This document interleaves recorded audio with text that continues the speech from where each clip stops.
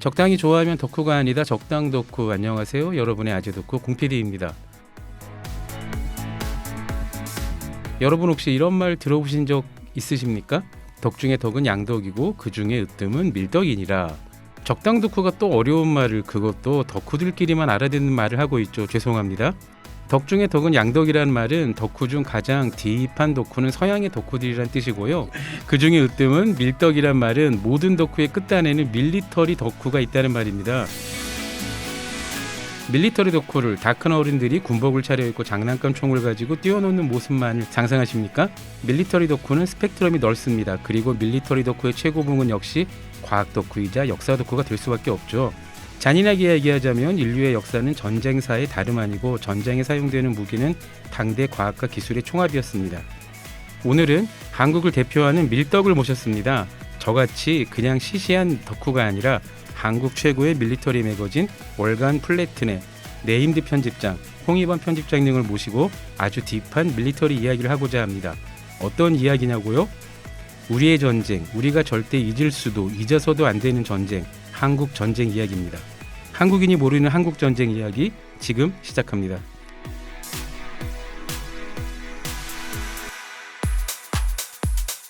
적당히 좋아하며 덕후가 아니다. 적당 덕후 OBS 라디오. 편집장님 안녕하세요. 예, 안녕하십니까. 저 홍편입니다. 보통 방송에서는 진행자가 게스트와 이렇게 간단히 인사를 나눈 다음에 게스트에게 이렇게 말하잖아요. 청취자 여러분께 자기소개 부탁드립니다. 근데 생각해보면 약간 이상한 방송 관행입니다. 적당 덕후는 이러지 않습니다. 제가 먼저 홍 편집장님 소개를 해드릴게요. 다 들어보시고 마음에 드시면 고개를 끄덕끄덕 하시고 마음에 들지 않으시면 언제라도 제 말을 끊고 정정하셔도 좋습니다. 아니 적극 추천드립니다. 홍 편집장님은 밀덕입니다. 밀리터리 덕후죠. 그리고 덕업일치를 이룬 이른바 성공한 덕후 성덕입니다. 본캐는 월간 플래툰의 편집장이시고요. 부캐는 어엿한 밀덕입니다. 국방TV의 본게임과 순상 밀톡의 주인공이시죠. 모 방송사에서 밀리터리 팟캐스트를 굉장히 오랫동안 진행하기도 하셨어요. 찐 성동 밀덕이죠.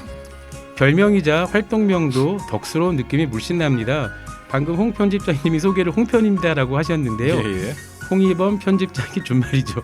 밀덕은 역사와 과학기술에 소홀할 것으로 생각하는데요. 전쟁사와 각 시대별 전쟁마다 등장하는 신무기를 가능케 한 과학과 신기술에도 홍 편집장님은 놀라운 식견을 보유하신 분입니다. 어떻습니까? 이 정도 소개는? 놀라운 식견까지는 없고요. 홍 편집장님이 방금 겸손을 1mm 함축하셨습니다. 홍희범 편집장님보다 홍 편님이 더 편하시죠? 예, 괜찮습니다. 알겠습니다. 적당 덕후가 홍 편집장님을 홍 편님을 모신 이유가 있죠. 바로 오늘이 6월 24일, 내일은 6월 25일이죠. 한국 전쟁은 한국만이 아니라 동아시아 최대의 비극적 전쟁이었습니다. 그래서 준비했습니다. 한국인이 모르는 한국 전쟁. 이 주제 어떻습니까, 편집장님? 6월 24일, 25일 이 시기에 안 다룰 수가 없는 주제기도 하고 또 올해는 또 휴전 70주년이지 않습니까? 그렇죠. 이게 좀 미리 말씀하셨는데 저희가 종전 70주년이 아니라 휴전 혹은 정전 70주년이란 그렇죠. 말이에요. 예. 그 말인즉슨 한국 전쟁은 그 법리상으로는 여전히 진행 중이다. 그렇죠. 예. 전쟁이 종결되지 않았다라는 뜻이죠. 이렇게 말씀드리면 아니 무슨 소리야? 우리가 이렇게 평화롭게 산 지가 70년이 넘었는데 무슨 전쟁이 안 끝났어? 안타깝게도 법리상으로 한국 전쟁은 끝나지 않았습니다. 지금 전투 행위가 중지된 거지. 두 나라, 그러니까 북한 남북 간의 어떤 전쟁이라는 행위 자체가 그렇죠. 끝난 걸로 간주되진 않거든요, 지금. 그러니까요. 그리고 실제로 지난 70년간 특히 서해안에 집중됐습니다마는 여러 번 군사적 충돌, 물리적 충돌이 있었고 심지어 민간인도 여러 번 희생당했죠. 그렇죠. 예. 그렇기 때문에 이 전쟁은 지금 현재 우크라이나와 러시아가 전쟁하고 있습니다만 우리도 역시 그런 전쟁을 70년 동안 해오고 있던 거죠. 물론 적당 덕후가 지금 청취자 여러분에게 우리가 지금 전쟁 중이니 이런 그 불안감을 조성하려는 거 아닙니다. 있는 그대로 역사적 사실을 말씀드린다는 이유고요. 먼저 홍 편집장님, 제가 굉장히 궁금했던 건 저도 어엿한 밀덕이자 한 명의 역사 덕후로서 굉장히 궁금했던 건 한국 전쟁은 우리 동아시아 전체, 특히 한국 현대사를 결정짓는 중요한 전쟁이었지 않습니까? 그렇죠. 그럼에도 불구하고 우리 한국인이 아는 한국 전쟁이라는 거는 낙동강 전투, 인천 상륙작전, 일사후퇴 그렇게 몇 개의 이벤트나 캠페인을 빼면 한국 전쟁을 잘 몰라요. 사실 그렇죠 아무래도. 이게 왜 그러는 걸까요? 심지어 우리가 임진왜란 같은 경우에는 명량, 노량, 칠천량, 한산대처 무수하게 잘 알고 있지 않습니까? 예. 몇백 년 전에 일어났던 임진란보다도 한국 전쟁을 더 모르는 것 같은 이런 일은 왜 일어난 걸까요? 글쎄요 여러 가지 이유가 있겠지만 네, 아무래도 좀 뭐랄까 어떤 이념적인 갈등이 곁들여진 전쟁이라는 것도 있고 또 동족상잔이라는 어떤 비극이 있다 보니까 기억하기 싫을 수도 있겠군요. 그렇죠. 약간 좀 사람들이 좀 잊어버렸으면 하는 그런 게 있는 것 같아요 어느 정도는요. 근데 절대 잊으면 안 되는 전쟁이죠. 그렇죠. 모든 역사는 사실 잊으면 안 되기도 하고요 사실. 네, 특히 이 전쟁은 더욱더 잊으면 안 되죠. 정말 말 그대로 군인뿐만이 아니라 민간인까지 한반도 전체 인구의 10%에서 15%? 그 엄청나게 많은 분들이 정도가 돌아가신 거죠. 희생당했잖아요. 그리고 현대 전쟁 중에서 물론 이제 독서 전쟁도 그랬고 중일 전쟁도 그랬지만 민간인의 희생 비율이 엄청나게 높았던 전쟁이기도 했지 않습니까? 그렇죠. 예. 그러니까 더더욱 잊으면 안 되죠. 그리고 청취자 여러분께 재밌는 사실을 하나 말씀드리고 싶은데요. 우리는 한국 전쟁이라고 부르기도 하고 또 국방부에서는 주로 6.25라고도 하죠. 그렇죠. 예. 6.25가 국방부는 정부의 표준인 것 같고 한국 전쟁이라고 부르는 건 이제 영어로 코리안 워를 우리말로 번역했을 때 말이고 그렇죠. 그런데 이게 북한과 중국과 일본 혹은 다른 나라들이 쓰는 말이 조금씩 다 다르죠. 다 다르죠 아무래도. 예. 네. 우선 북한에서는 뭐 기분 나쁘긴 합니다만 조국을 해방하기 위해 수행한 전쟁이라는 뜻에도 조국 해방 전쟁이라는 이름을 붙여요. 조국 침략 전쟁이죠, 정확히는. 그렇죠. 침략 전쟁이죠. 예, 그 확실히. 조국을 침략했으니 아니 세상에 이 사람들이 해방 같은 소리 하고 있고요. 그렇죠. 회방이죠. 해방이 아니라 이거는 완전히. 그렇죠. 예. 그리고 중국은 조금 특별하죠. 중국이 한국 전쟁을 부르는 명칭이. 항미 원조 전쟁. 이거 되게 웃기는 게 그렇죠. 어느 사이에 우리나라 그러니까 대한민국은 사라지고 네. 미국이 북한을 침공해서 우리가 그러니까 북조선을 침공해서 우리가 도와줬다 이런 식인데 이거 네. 굉장히 웃기는 얘기거든요 지금. 하나하나 풀어봤으면 좋겠어요. 항미 원조 전쟁은 항미 미국에 대항해 그렇죠. 원조 조선을 도와줬다. 그 얘기인데 이게 생각해 보면은 정말 어이가 없는 게 여기서 조선은 우리 한국이 아닌 그렇죠. 북한 북조선을 이야기하는 거고요. 그렇죠. 그런데 또 이게 재미있는 게 있죠. 우리가 90년대 중국과 수교를 하면서 예. 중국이 한국 전쟁을 두 개의 시기로 나눠 따로 부르고 있죠. 그렇죠. 그렇죠. 예. 그래서 보통은 항미 원조 전쟁이라고 그냥 부르고 중국군이 한반도에 군대를 보낸 시점부터는 항미 원조 전쟁이라고 부르고 그 전의 전쟁은 조선 반도에서 일어났다 그래서 그냥 조선 전쟁. 그렇죠. 근데 그것도 웃겨요. 아니 똑같은 전쟁인데 수교를 했다고 앞에는 조선 전쟁, 뒤에는 항미 원조 전쟁이라고 부르는 거. 이것도 재밌습니다. 아니 그리고 되게 우스운 게 그 네. 중국 사람들 시각을 좀 들어보면은 네. 우리까지 그 남북한 통틀어서 다 중국이 도와줬다고 그 시기에 믿어요. 왜냐하면은 그들의 주장은 북한은 말할 것도 없고 우리도 네.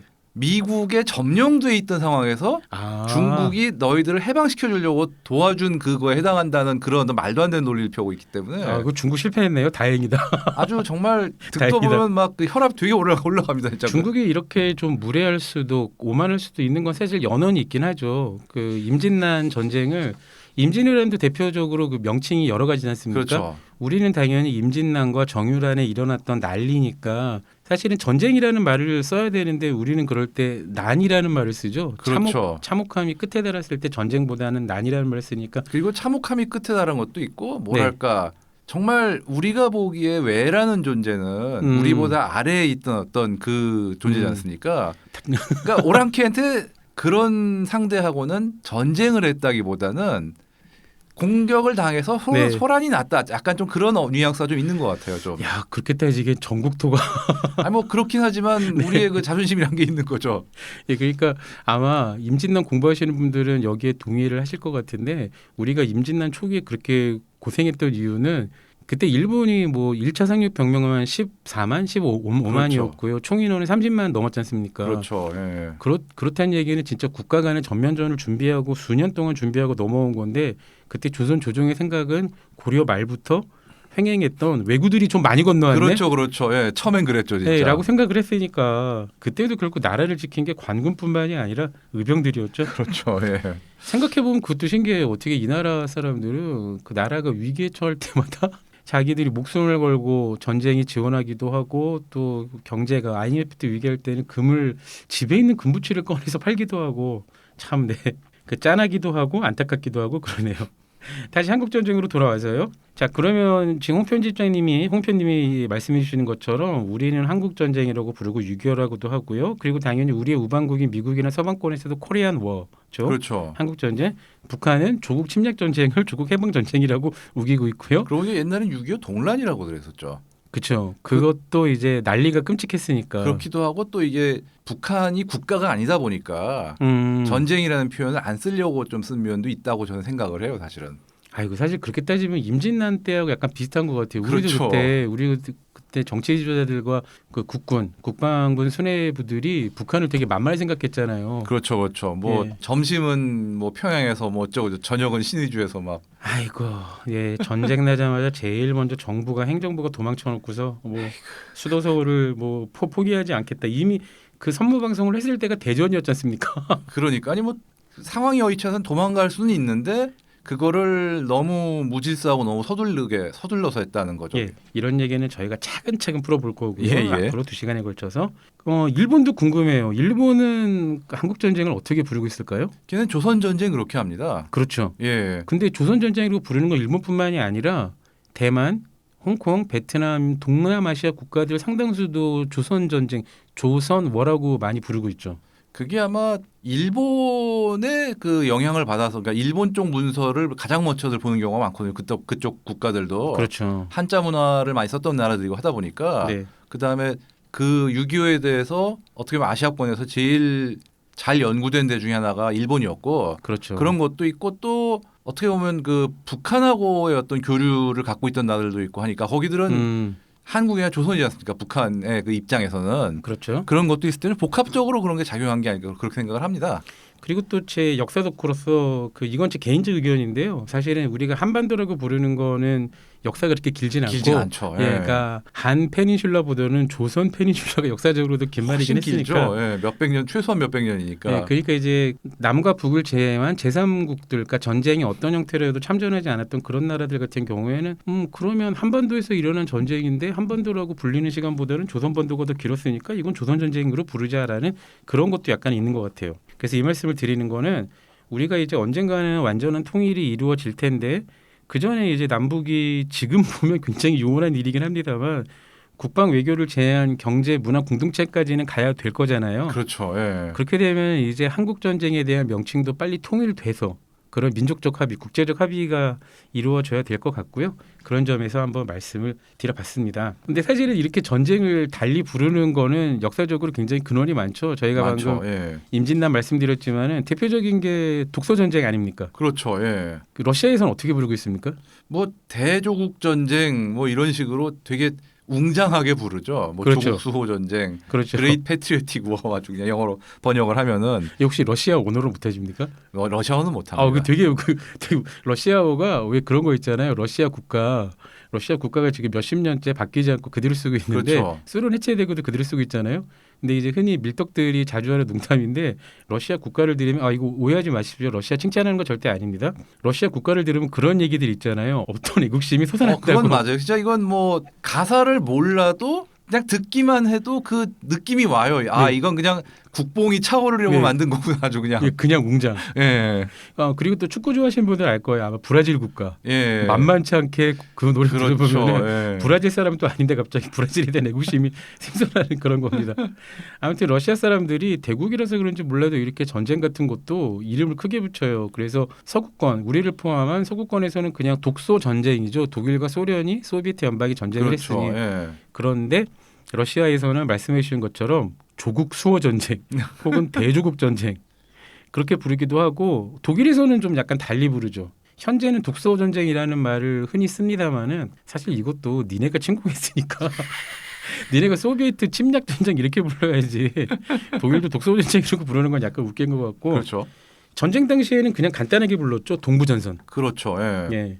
그러니까 전선이 남쪽에도 있고 서쪽에도 있고 동쪽에도 있으니 동부전선. 참 그거 보면 2차 대전 때 독일도 대단한 나라입니다. 대단했죠. 예, 세계 초강대국만 골라서 몇 개의 전선을 동시에 수행했으니. 그러니까 그런 생각도 들어요. 지금 주제하고도 오늘 얘기할 주제하고도 약간 연관이 있는 건데 어떤 한 나라가 강성하든 강성하지 않든 전쟁을 일으키면 전쟁을 일으켰던 그 나라의 보통 사람들도 엄청나게 고통을 받는다는 그죠. 거. 예. 그러니까 우리가 한국 전쟁하면 이제 김일성과 그 공산당 수뇌부들의 그 그릇된 판단 그것들만 떠올리는데 당시에 북한 사람들도 엄청나게 고통을 받고 지금까지 고통받고 있습니다. 그렇죠, 그렇죠. 예. 네, 그들과 수뇌부는 구분해서 생각하시는 거를 좀 권해드리겠고요. 한국 전쟁 이야기 굉장히 꼼꼼하게 좀 해볼 건데요. 예, 예. 우선 한국 전쟁에 대해 가벼운 이야기부터는 해볼게요, 홍표님. 예, 예. 한국 전쟁에서 우리가 선전을 하지 않았다면 예, 어쩌면 한국이 현대 한국이 서사모아에 예, 예. 혹은 일본 야마구치현에 갈 수도 있었다고요. 아마 그런 얘기가 분명히 있었죠. 실제로 사실 1950년 7월 정도 7, 8월 사이 그 시점으로 보면은 진짜 그래야 되는 거 아닌가라는 걱정을 사실 안 할 수는 없었어요. 뭐 낙동강까지 밀렸다는 얘기 정말 지금 우리가 생각하는 부산 및 진해 뭐 이 정도 정말 아주 정말 그렇죠. 좁은 지역까지 몰렸다는 얘기니까 완전히 밀려가지고 한반도 전체를 뺏기는 거 아닌가라는 걱정을 연합군이 안 할 수는 없었던 시점이죠, 사실. 전국토의 90% 가까이가 그렇죠. 한 달 만에 점령을 당한 거니까. 예, 예. 그러니까 그 워커힐이 기원이 되는 그 워커 그렇죠, 그렇죠. 장군이죠. 예. 미 8군 사령관이 낙동강 방어선마저 붕괴할 경우를 대비해서 급히 지시를 하죠. 그렇죠, 혹시 그렇죠. 예. 이렇게 한국이 완전히 무너지면 일단 대한민국 임시정부를 이전하자. 어디로? 서사모아로.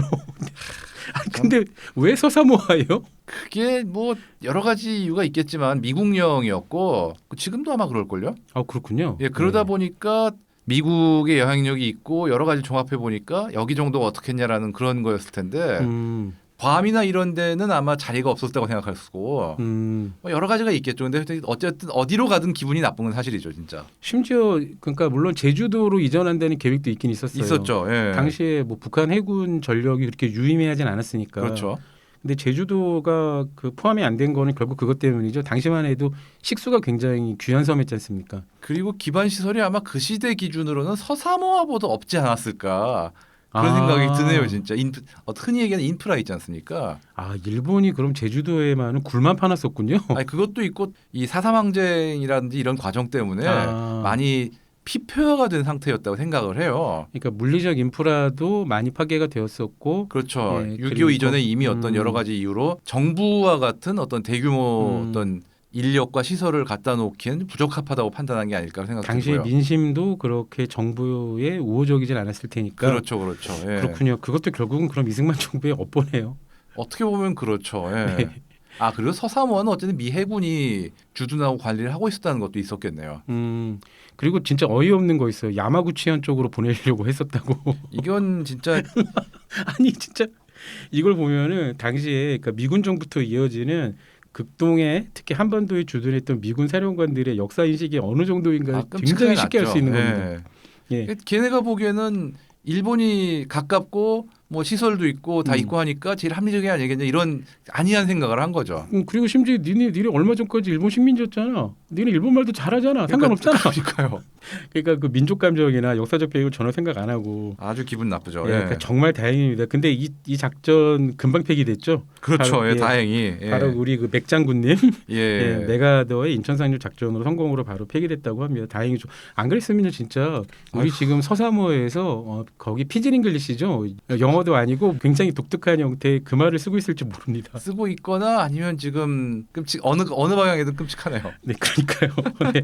우선 전쟁정 상황에 대해서 좀 짚어볼까요? 전쟁정 상황이 우리가 생각할 때는 그냥 북한이 어느 날 갑자기 기습남침을 시도했다고 생각하는데 전쟁 전부터 전쟁 발발 1년 전부터 38선을 기준으로는 국지전이 굉장히 많이 벌어지고 있었죠. 그렇죠. 그 사실 그 흔히 얘기하는 육탄 시용사 뭐 이런 얘기 있지 않습니까? 아, 그 육탄이라는 표현 진짜 없어지는 되게 표현 기분 아닙니까? 안 좋은데 어쨌든 이게 재밌는 거는 그러니까 이게 사건이 재밌다는 게 아니라 네네. 우리가 눈여겨봐야 될 게 이게 6.25 때 일이 아니라는 거죠. 그렇죠. 6.25 전에 발생한 일이라는 거죠. 그것도 의외로 많은 분들이 잘 모르세요. 그렇죠. 그러니까 6.25 전에도 뭐 잘 아시겠지만 38선을 놓고 어떤 양측 사이의 무력 충돌이 적지 않았다. 이건 사실 이 자체는 사실이거든요. 그러니까 무력 충돌이 그냥 뭐 서로 그 도끼 들고 몽둥이 들고 욕하는 정도가 아니라 그렇죠. 서로의 총을 들고 그 무장 차량을 가지고 서로의 진지를 뺏거나 뭐 포격을 실제로 하고 그런 뭐 일들이 사상자도 발생하고 실제로 38선에서 뭐 2km에서 10km까지 서로 부대가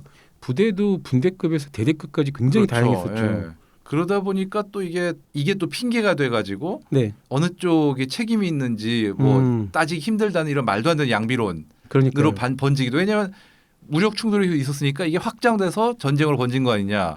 근데 그러면서 아주 편리하게 누가 먼저 침략을 해서 전쟁이 시작된 거냐를 싹 뭉개버리는 그렇게 아주 안 좋은 선례가 돼버린 거죠. 예, 북쪽 논리죠. 그러니까 한국 전쟁이 1950년 6월 25일에 발발한 것이 아니라 1년 전부터 분대급부터 대대급까지 벌어졌던 여러 전투들의 자연스러운 확장이었다는 그렇죠. 주장을 북한이 하고 있죠. 네, 야, 그 자연스러운 확장치고는 뭐 너무 전면전인데, 야, 이 전쟁사를 조금만 공부한 사람들이라면 말도 안 된다는 거 너무 쉽게 알 수 있고요. 그렇죠. 근데 이 유명한 한국 전쟁의 기원 그 책을 쓴 저자 본인조차 이제 그런 뭐 우발적인 확장 이런 얘기는 이제 안 하죠. 그러니까요. 예, 예, 정말 조심해야 됩니다. 그러니까 그렇죠. 중립을 지키는 건 굉장히 좋은데 기계적 중립은 바보 같은 일 같아요. 그렇죠, 어떤 그렇죠. 경우더라도 진실은 기계적 중립으로 가릴 수 없는 일입니다. 어떤 경우에라도요. 당시를 보면 근데 우리 남쪽은 전쟁을 준비할 상태가 아니었었죠. 특히 아니었죠. 전면전은 꿈도 못 꾸는 상태. 그렇죠. 어땠습니까?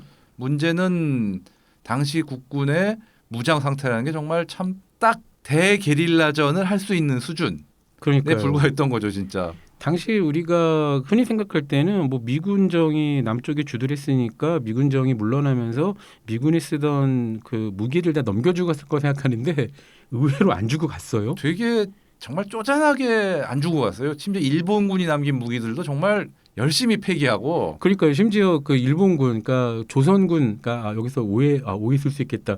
조선군이라는 거는 일본 구일본 제국군의 한반도 주둔하고 있는 군대를 일본군이 조선군이라 불렀습니다. 그렇죠. 조선군이 쓰고 있던 무기를 다 남기고 갔잖아요. 무기를 예. 반출할 수 없으니까. 근데 그걸 가지고 이제 우리 국방경비대 일부가 처음에 흔히 얘기하는 그 아리사카 38식 그렇죠. 예. 그 총을 들고 이제 국군 창설을 한 건데 그것까지 미군이 내놔. 아주 참 아니 왜 그랬을까요, 미군은? 미군은 그쪽 생각으로는 이런 무기들을 최대한 없애야지 전쟁이 안 된다. 어떤 무력 충돌이나 전쟁 어떤 이런 게 없어진다라는 것도 있어. 사실 위에 위협한 세력이 전쟁의 위협이 없는 상황이면 이건 아주 말이 안 되는 건 아닌 게 무기가 범람한 상황에서 늘 어떤 폭력이나 이런 게 과하게 발생하니까.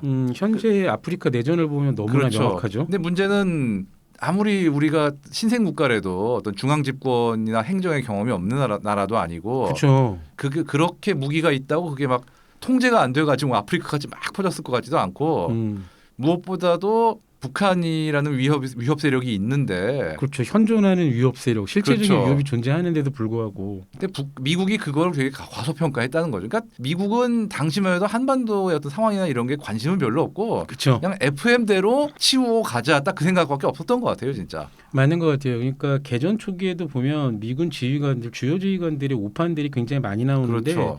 사실은 그 전에 여기에 한국 전쟁이 기름을 부은 건 역사책에 흔히 나오는 그거 아닙니까? 에치슨 국무장관이 발표한 에치슨 라인. 그렇죠. 예, 이게 어떤 거죠? 이게 간단하게 얘기해가지고 에치슨 라인을 선을 그어놓고 이 선보다 바깥에는 미국이 직접 주둔해가지고 여기 미국이 직접 군대를 개입해서 지켜주진 않겠다 이런 식으로 얘기를 했는데 그 선 너무 바깥쪽에 있는 게 하필 우리나라 대만이었던 거죠. 근데 대만도 이제 오키나와를 슬쩍 지나가니까 오키나와에서 대만 굉장히 가깝지 않습니까? 그렇죠. 그러니까 이제 대만도 뭐 빠지긴 했는데 어쨌건 오키나와 근처에서 미 해군이 언제든지 병력을 보낼 수 있을 정도의 규모였는데 정말 신기한 거는 일본만 방어하고 한반도는 쏙 빠졌어요. 아시아는 딱 진짜 태평양 이권을 지킨다는 수준 이상은 생각을 안 하고 있었어요. 그러다 보니까 일본만큼은 관심이 있고 그렇죠. 여기는 어떻게 장악하겠지만 그 일본 너머는 이제 태평양만 지킬 수 있으면 괜찮지 않겠냐 이런 생각이었고 또 지식 자체가 얕았죠. 이게 그렇게 얘기하는 사람 있지 않습니까? 에치슨 국무장관의 에치슨 라인을 발표한 거는 1950년 1월인데 그렇죠. 이걸 이제 미국의 주요 방위선에서 한국과 대만을 제외하니까 사실 그 전에 김일성이 그 소련을 찾아가 모스크바를 찾아가 스탈린을 몇 번씩이나 만났지 않습니까? 그렇죠. 심지어 한국 전쟁을 벌이겠다는 개전 요구를 50여 차례 했다고 합니다. 예. 그때마다 스탈린은 하지마. 전쟁 끝난 지 얼마 됐다고 우리가 또 미국이랑 싸워 하지마. 그리고 그때 소련도 직접 봤잖아요. 미국의 힘을. 그렇죠. 유럽 전선과 태평양 전선을 동시에 수행하면서 밀어버리는 압도적인 화력을. 예. 하지만 당시 소련도 미국 못지않게 자부심이 큰 나라이긴 했죠. 그렇죠. 그리고 실제로 2차 대전 승리에 우리가 지금 미국이나 유럽의 시각으로 2차 대전을 평가하지만 상당 부분 큰 공헌은 실제로 독일군의 상당 전력을 깎아준 동부 전선, 그렇죠. 독소 전쟁과 그리고 중일 전쟁. 그러니까 일본도 사실 전쟁 끝날 때까지 전 병력의 절반 정도가 중국에 묶였지 않습니까? 그랬었죠. 예. 사실 그 병력의 뭐 한 20% 30%만 태평양으로 나왔다 그래도 미국은 전쟁은 이겼지만 엄청나게도 힘들고 괴로웠을 그렇죠. 거예요. 예. 그러니까 소련도 그런 자신감이 어느 정도 있었는데 그런 소련조차도 미국과의 전면전은 상상하기도 싫었으니까 결국 이제 에치슨 라인 발표되자 스탈린이 마음을 돌렸죠.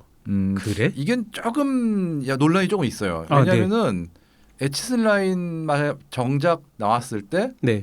중국, 북한, 소련, 우리나라 네. 세 나라의 반응 같은 게 에치슨 라인이 생겼으니까 마음대로 전쟁을 벌여도 되겠구나라든가 우리나라 같은 경우는 에치슨 라인 때문에 네. 우린 큰일 났다 이런 식으로 생각하진 않았다는 거죠. 그러니까 네네. 생각만큼 나온 그 즉각에 끼친 영향은 적었다라는 얘기도 있긴 있어요. 근데 이건 또 논란이 있는 부분이니까 역시 이것도 결과론적이겠군요. 어느 정도는 있는데 그렇지 않다고 주장하는 분들도 있고 그렇기 때문에 저도 이거는 딱히 100% 이 에치슨 라인 때문이다라고 확언하기 좀 쉽지는 않을 것 같아요. 알겠습니다. 역시 예. 그 실력 있는 밀떡은 조심스럽다는 거 여러분. 그래도 어쨌든 많은 분들이 이것도 이유 중에 하나다라고 얘기는 합니다. 알겠습니다. 홍표님 저희가 어느덧 일부 시간이 다 끝났습니다. 어이쿠야. 예.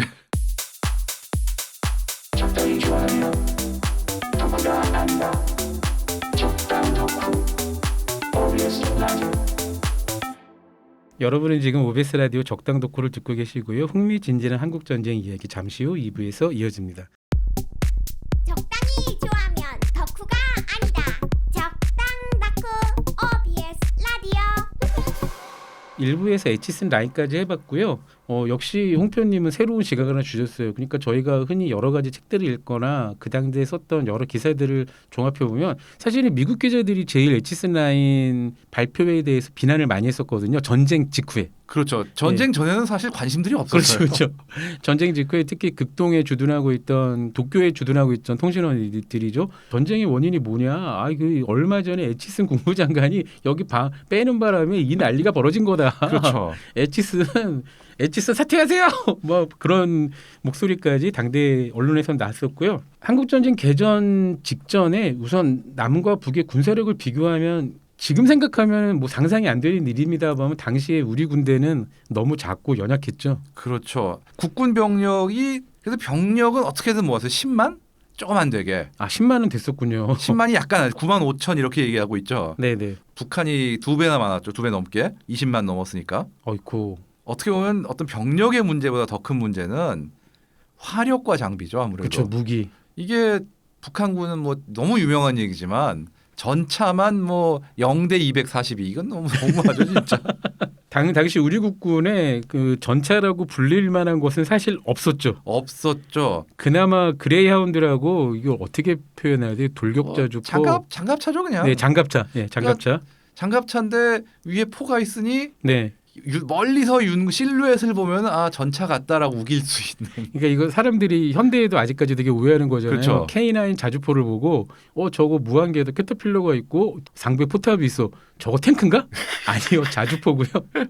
자주포하고 MBT 그 메인 배틀 탱크라고 부르는 거의 결정적 차이는 딱 하나 골라주시면 어떤 게 있을까요? 간단하게 얘기해가지고 너가 이걸 가지고 닥도를 할 수 있냐 아니냐 그거라고 봐요. 일단 방어력이죠. 그렇죠, 방어력이죠. 네, 방어력이죠. 그러니까 장갑이 두께가 다르다. 그렇죠. 그러니까 이제 전차 같은 거 우리가 자랑하는 K2 흑표 같은 거는 장갑 자체가 엄청나게 크고 두껍고 하니까 정말로 이제 적전선에 그대로 돌입해서 그렇죠. 어지간하게 뭐 부총탄 같은 건 뭐 그냥 흠집만 내는 정도고 적 전차포만 120mm 포를 뭐 1km 이내에서 직사로 맞지 않는 한은 생존 가능성이 엄청나게 높아지는 거잖아요. 근데 이제 K9은 아닙니다. 아니죠.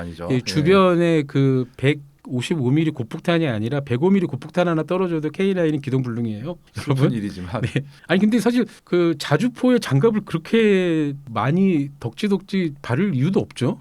예, 요즘 자주포들이 옛날보다 많이 방어력이 좋아졌지만 그것도 결국은 파편 방어 그러니까요. 수준이지 네. 뭐 진짜 날아오는 대전차 미사일을 몸빵 이거 말도 안 되는 거고요. 그러니까요. 그 말도 대전차 예. 미사일은 뭐 예, K2 표도 맞으면 네. 뭐 RPG를 몸빵 이러지 못하죠. 예. 네, 그러니까요. 예. 그런데 이제 당시에 북한은 T-34 그 소련군이 자랑하던 그렇죠. 예, 나치 독일을 물리쳤던 바로 그게 242대. 근데 그것도 좀 충격적이에요. 북한의 전체 가용 전차가 242대인데 이때 한국 전쟁에 동원한 대수가 무려 150대. 아니 그러니까 이것도 북한도 사실 미친 짓이잖아요. 이게 밀리터리 덕후가 아닌 분들은 무슨 말인지 잘 감이 안 오실 텐데 탱크나 함선이나 그러니까 군함이나 비행기나 실제로 작전에 동원할 수 있는 거는 3분의 1 정도입니다. 보통 그렇게 얘기하죠. 예, 왜 그렇죠? 소모와 작전 예비 이런 걸 감안하면은 유명한 얘기 있지 않습니까? 계란을 전부 한 방울에 담지 말라. 그렇죠. 그렇죠. 그것도 그렇고 3분의 1 정도는 그 교육 훈련에 쓰기도 하고요. 그렇죠. 그러니까 예비대에 남겨두기도 하고 그리고 3분의 1은 또 정비하지 않습니까? 그렇죠. 그렇죠. 그러니까 예. 실제로 작전 가는 건 3분의 1이고 그런데 북한이 242대 중에 150대를 동원했다는 거는 절반이 넘는 거의 6, 7알에 가까운 전력을 한 번에 쏟아부은 거잖아요. 그러니까 이때 북한도 야 얘네도 제정신이 아니었구나. 뭐 단기간에 승리할 수 있다는 확신이 있으니까 그렇게 했겠죠. 그렇군요. 예. 그리고 당시 우리 국군에 이거는 이제 후기에 나중에 우리 국방부가 포방부가 되고 화력한국, 화력조선이 되는 결정적인 이유죠. 화포의 차이는 어땠습니까? 정말 이게 어떻게 보면은 전차가 있고 없고도 더 골참 슬픈 얘기지만 그렇죠. 이 화력의 격차가 너무 컸어요. 자, 박격포를 빼면은 야포라고 있는 게 M3 105mm 견인포. 이게 흔히 보던 그 미군이 쓰던 그거죠. 그 2차 대전 때 흔히 쓰던 미군이 아니 그것도 쓰던. 아닙니다. 차라리 그거였으면 다행인데 네. 그거보다 더 작고 사거리도 더 짧은 한마디로 이 105mm이긴 한데 네. 이 산악전이라든가 이런 공수부대에서 네. 운반하기 편하게 하는 대신에 사거리를 희생한 그런 모델인 거죠. 그런데 북한군은 소련군한테 받은 120mm, 2mm 야포 이게 M3 같은 경우 7km가 안 돼요. 사거리 6.5km인가 그런데 이 120mm 평사포는 사거리 10km 즉 딱 그 우리가 흔히 생각하는 M101 105mm 공사포 수준이라 그렇군요. 화력이 상대가 안 되죠. 아니 그러니까 예나 지금이나 구 공산권들은 이렇게 무조건 폭 구경이 넓은 걸 좋아하는지 모르겠어요. 그것도 또 있고 또 76mm 사단포 이것도 또 대량으로 가져왔고. 그렇죠. 그러니까 이게 사실 북한군이 전차가 없었어도 우리가 상대가 안 되는 상황인 거예요. 포병 활용만으로도 어떻게 보면은. 아니 그럼 여기까지만 보면은 전체 병력은 우리가 절반도 안 돼. 그렇죠. 예, 우리가 절반도 안 되는 수준에 우리는 전차 탱크도 한 대도 없어. 그렇죠. 뭐 장갑차 수준만 몇 대 겨우 가지고 있고 그리고 화력 같은 거는 사실 81mm, 60mm 박격포는 사실 이거 중대 지원하기지 이게 대대급이나 사단급, 여단급에서 사용할 수는 없는 거지 않습니까? 그렇죠. 예. 그럼 사실 화포, 유의미한 화력도 없어. 그러니까 처음에 전쟁을 이렇게 판판이 전투마다 깨진 것도 이해가 되네요. 근데 우리는 왜 이렇게 전력이 부족했던 거죠? 일단은 우리나라가 워낙 가난하다 보니까 네. 돈이 없고 근데 돈도 없지만 당시만 해도 우리나라가 미국의 군사 원조로 모든 무기를 의존했지 않습니까? 네. 근데 미국이 두 가지 면에서 오판을 했어요. 첫 번째는 일단 미국 자체도 돈이 없지만 그러니까 돈이 없다는 게 배정된 예산이 굉장히 적었고 한국군에 아예 예산이 없었군요. 한국군이 우리나라 자체도 미군도 많은 돈을 배정하지 않았고 그러니까요. 두 번째가 이 정도면 충분하겠지라고 오판을 한 거예요. 그러니까 한국군의 주 임무를 네. 국내 반란 진압과 그다음에 북한을 저지하는 수준, 그러니까 저지만 하면 된다. 그 치안 유지와 그냥 383 경계 그렇죠. 국경을 지키는 정도만 있으면 된다. 아니 그렇게만 생각해도 그 화력이 너무 약한데? 이게 또 우리나라에 있던 미군들이 어떤 우리나라 지형을 과대평가한 부분도 있어요. 이 지형에 탱크 몰고 내려오는 거는 바보짓이다. 이게 문제가 될 것 같으면은 바주카라든가 대전차포 같은 걸 줄 테니까 이거 지형 잘 활용해가지고 이걸로 방어하면 충분히 막을 수 있다라고 착각들을 한 거죠.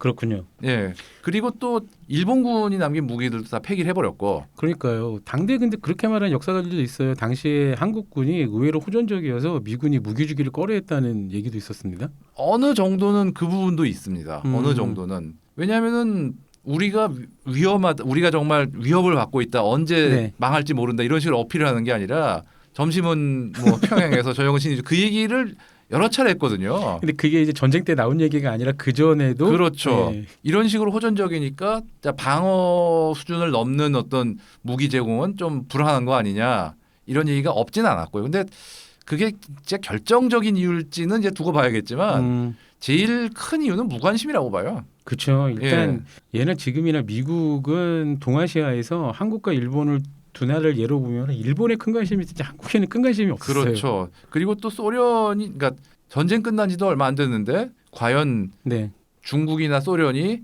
북한 뒤에서 야 전쟁 일으켜라고 이렇게 딱 얘기를 할까라는 것도 있었고요. 그렇죠. 그게 아니라는 건 사실 그리스 내전을 보면 알 수 있었지만 그렇죠. 그리스 내전조차도 내전이었지 전면전은 아니었잖아요. 어떤. 아니었죠. 예. 그러니까 좀 오판을 한 거죠. 그 오판은 사실 한 전쟁 내내 계속 이어집니다. 그렇죠. 중국군의 참전도 지금 미리 말씀드리면 극동군 당시는 극동군이 아니죠. 유엔군 총사령관이 된 메가더의 참모부가 평소에 그거 아시죠? 메가더 장군이 인천 상륙 작전 때만 이제 언론에 발표해서 깜짝 인천에 발을 담그고 그렇죠. 그 뒤로는 계속 도쿄에 있었잖아요. 아 그렇죠, 그렇죠. 예. 네.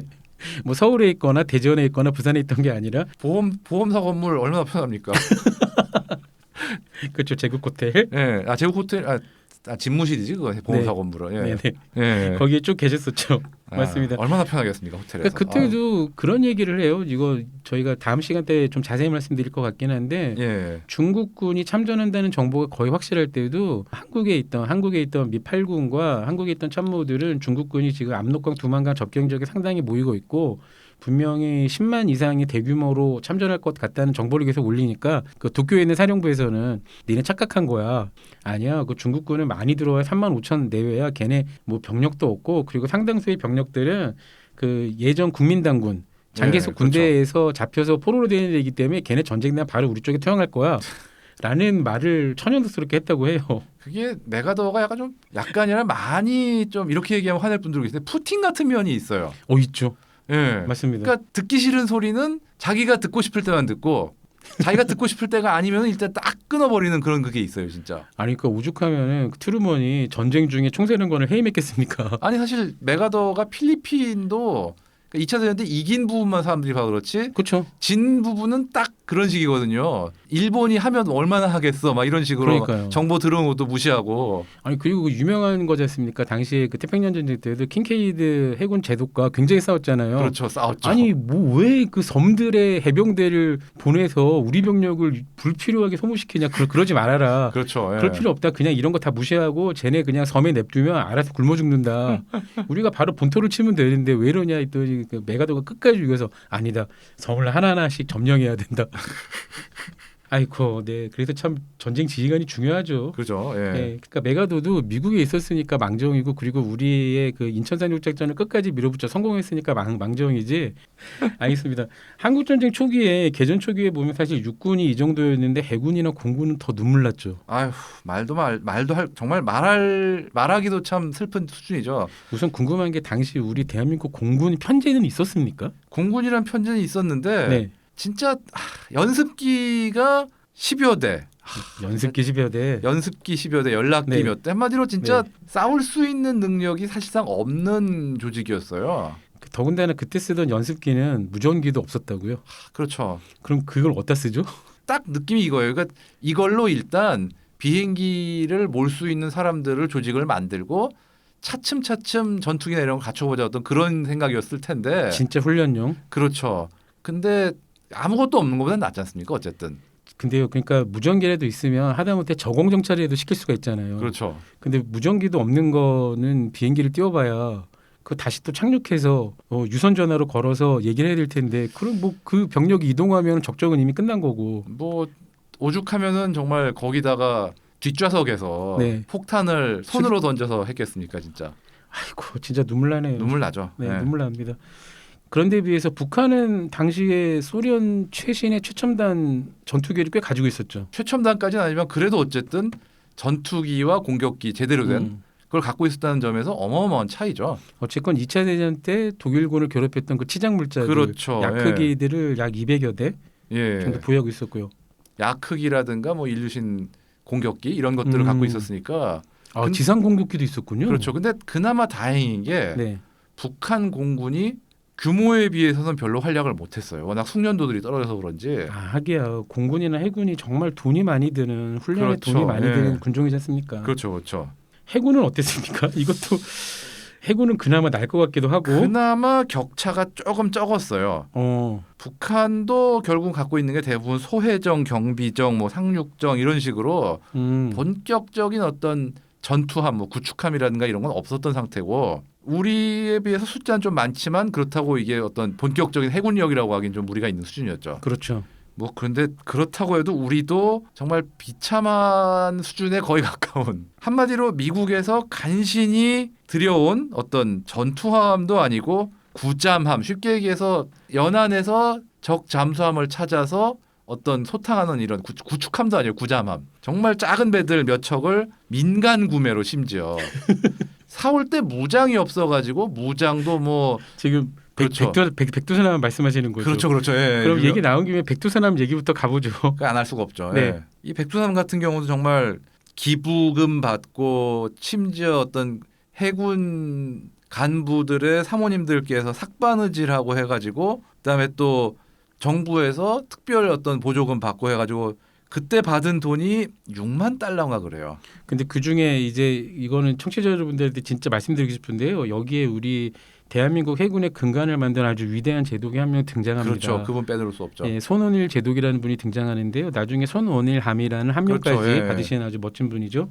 우리가 유의미한 군함을 가져야 되는데 지금이야 우리가 만톤급 이지스 구축함에 어마어마하죠 지금은. 예, 뭐 2만 톤 가까이 되는 뭐 상륙 강습함이 엄청나게 많이 있습니다만 저는 드디어 우리나라 해군이 3,000톤급 잠수함 SLBM을 장착한 잠수함을 갖다는 데에서 정말 이러면 저도 국뽕 되게 싫어하거든요. 그렇죠. 근데 진짜 그 도산 안창호를 보고 정말 눈물을 흘렸습니다. 우리가 드디어 3,000톤급 SLBM이니까 SLBM은 바닷속에서 수직 발사하는 그렇죠. 수직 발사하는 미사일을 가지고 있다는 거죠. 아니 20년 전만 해도 야 우리나라가 잠수함은 있지만 언제 일본을 따라가나 그랬는데 지금 숫자는 이제 일본하고 별 차이가 없어요 지금. 할만하죠. 예. 진짜 이제 할만한 수준까지 왔습니다. 우리가 이제 원자력 추진, 핵 추진 잠수함이 없다 뿐이지 사실은 뭐 군사 기밀이라서 많이 알려지진 않았습니다만은 안창호 함에도 우리 현무포가 장착될 수 있다 없다라는 얘기가 많이 있지 않습니까? 현무 탄도미사일. 네.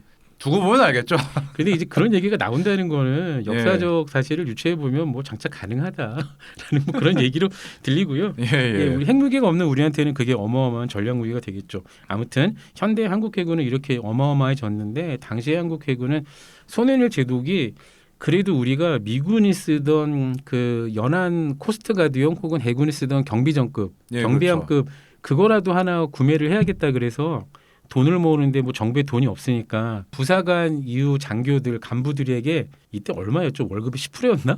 아유 참 그거를 처절하다. 제독이 먼저 나 저기 돈 내 월급 기부할게라고 하니까 어떻게 안 그래요? 그렇죠. 예. 근데 그렇게 모아도 돈이 형편 없으니까 간부들 부인회를 만들어 그분들이 삭바느질을 해서 1만 5천억 달러를 모으니까 여기에 감동받은 당시에 이승만 대통령이 특별 교부금 같은 걸 만들어서 4만 5천 불, 6만 불을 줬는데 여기서 이제 이 정도만 끝나면 굉장히 약간 페어리테일, 크리스마스 동화 같은 이야기인데 그 이후의 얘기가 더 가슴 아프죠.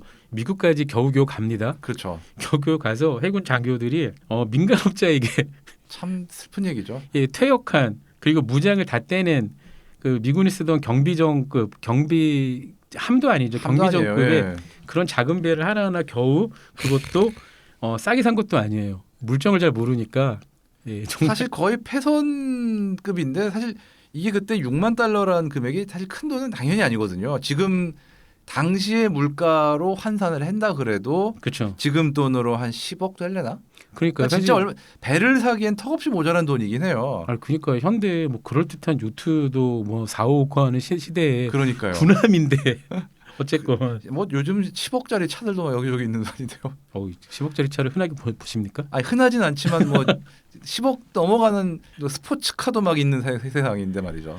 맞습니다. 그래서 민간업자한테 겨우 그걸 사서 여기에 포를 달아야 되니까 또 미국에서 몇 달 동안 수리를 직접 하죠. 인건비가 그렇죠. 없으니. 예, 참 아유. 그리고 이제 그 배를 끌고 사실 고속정급, 연안 경비정급의 배를 타고 태평양을 건넌다는 게 어떤 의미입니까?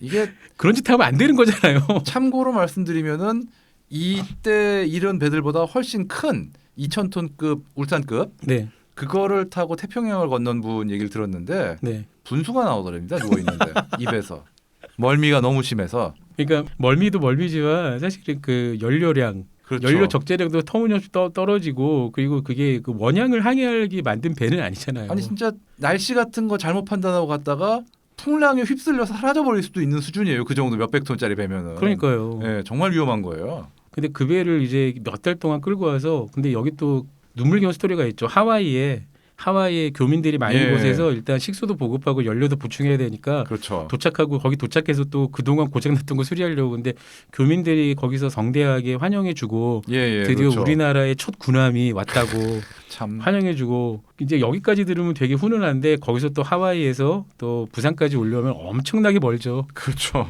그걸 끌고 왔는데 이게 아. 한국 전쟁 초기에 백두산함이 엄청나게 활약을 했었죠. 유명한 얘기 있죠. 예, 대한해협해전 얘기부터 먼저 해주실래요?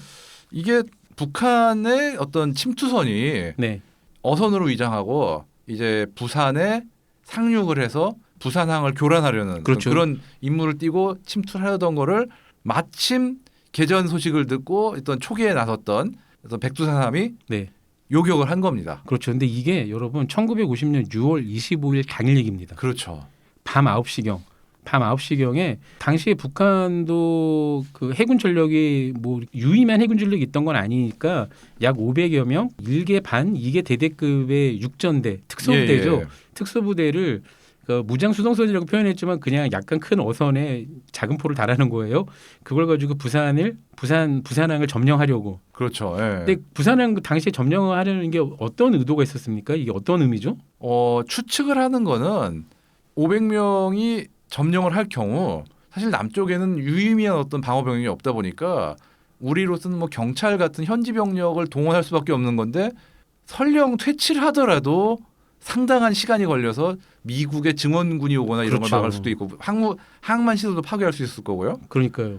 만약에 정말 좀 긴 기간 점령에 성공했다면은 북한군 병력이 부산까지 증원 병력에 배 타고 올 수도 있다는 얘기죠. 그렇죠. 그 말은 이때 부산항이 점령됐다고 하면 인천 상륙 작전이 없을 겁니다. 그러니까 대한민국이라는 나라가 존재를 못하게 되죠. 그렇죠. 그러니까 이게 어떤 의미냐면요, 여러분 그 행정 상륙과 작전 상륙이 있는데 행정 상륙은 그냥 그 전투 없이 물자와 병력을 항구로 이동시키는 겁니다. 그러니까 미군이 낙동강 전선에 투입될 그때 당시 주일 미군 극동군 사령부에 최초 병력들을 보낼 때부터 시작해서 물자들을 실을 거 아니에요. 그거를 미군이 못하는 거예요. 그렇죠. 그러면 인천 상륙 작전 이전에 부산 상륙 작전을 시작해야 되는데 아니 이미 적이 점령을 하고 있는 상태에서 우리가 불필요하게 우리 병력을 희생해야 되나라는 생각을 할 수 있는 거죠. 그렇죠. 차라리 그냥 한국 정부 서삼호로 보내. 아 근데 부산이 함락되면 서삼호로도 못 가요. 잘못하면 진짜 최악의 경우는. 그러네 진짜. 예. 그냥 그때 뭐 지금 끝나는 거네요. 뭐 비행기가 뜰 수도 없는 그 상황에서 뭐 부산 도망했지. 그럼 도대체 어디서 이제 비행기를 내려가지고 한국 정부 요인들을 싣고 오나 뭐 수원 비행장? 정말 답이 안 나오네요. 아니 정말 그럼 일단 비행장 임시 활주로 건설부터 하기 위해서 대규모 공수여단을 급파해서 활주로를 먼저 만들고. 뭐 수원 비행장 정도 있었을 테니까 네. 뭐 그렇게까지는 안 가더라도. 아이고. 근데 이게 또 재밌는 얘기가 있어요. 네. 실은 그날 격침된 게 북한 수송선이 아닐 수도 있다는 얘기가 있어요. 네. 그건 어떤 얘기입니까? 왜냐하면은 딱 그 시점에서 네. 소련 함정 하나가 그 해역을 지나다가 실종이 됐어요. 다 그날 그 시간에. 이게 혹시 백두산함이 격침했다는 북한 수송선이 아니냐. 그렇습니까? 이 소련 함정은 어떤 북한 6.25와 관계없이 그냥 이 일본에서 출발해가지고 아마 소련 극동지방 네. 그쪽으로 이동하던 중 아니었냐. 왜냐하면 어떤 그 점령 임무 수행이나 이런 것 때문에 일본과 어떤 블라디보스톡을 왔다 갔다 하는 소련 함성들이 소수가 있었다고 하더라고요. 그렇군요. 그런데 그 배 중에 한 척이 하필이면은 북한 함정을 오인돼서 격침된 거 아니냐 이런 주장도 나오고 있고요. 그런 주장도 있군요. 실제로 그 해역에서 실종이 됐어요. 배 한 척이 소련 함정. 그렇군요. 그 시점에. 그러니까 아직 확실한 건 모릅니다 지금. 그렇군요. 근데 실제로 그날 실종된 배가 있다는 얘기는 있어요.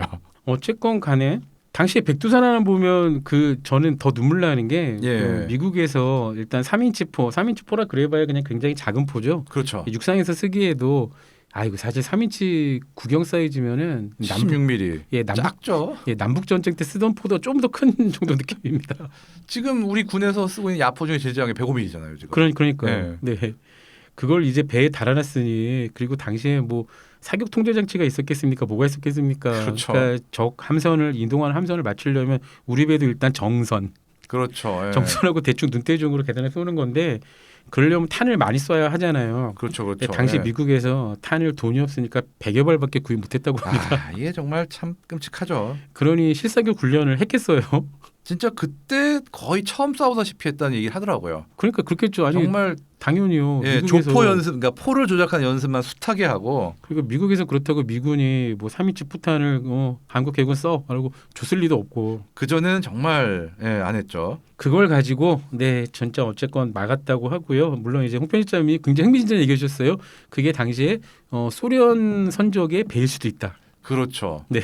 아직은 모릅니다. 네. 이게. 후세 역사가 좀 더 밝혀주면 근데 어쨌든 좋겠고요. 백두산함이 그 시점에서 의심간 선박을 요격한 건 맞고. 의심반 선박이 욕했고요. 예. 제가 북한군 지휘관이었다고 하더라도 부산항의 행정상륙은 꼭 시도해봤을 것 같습니다. 했을 것 같아요. 예, 저도요 반드시 했을 것 같아요. 그러니까 당연히 군사 지식이 조금이라도 있는 사람이라면 당연히 도쿄에 일본에 주둔하고 있는 극동군 미군이 한반도로 병력과 물자를 보낸다면은 항구가 되게 뻔하잖아요. 부산, 그렇죠. 목포, 군산. 실제로 북한이 동해안 쪽에 상륙을 시도한 사례가 그것만 있는 게 아니긴 하거든요. 그쵸. 우리 그 동해안 쪽에 그 부산 말고도 네. 다른 쪽에 대한 상륙이나 이런 걸 고려 안 했던 건 아니고요. 확실히. 아 북한군도 그럼 포항이나 뭐 이런 데 쪽에 상륙을 고려했다고 하더라고요. 물론 실제로 시도는 안 된 걸로 알고 있지만.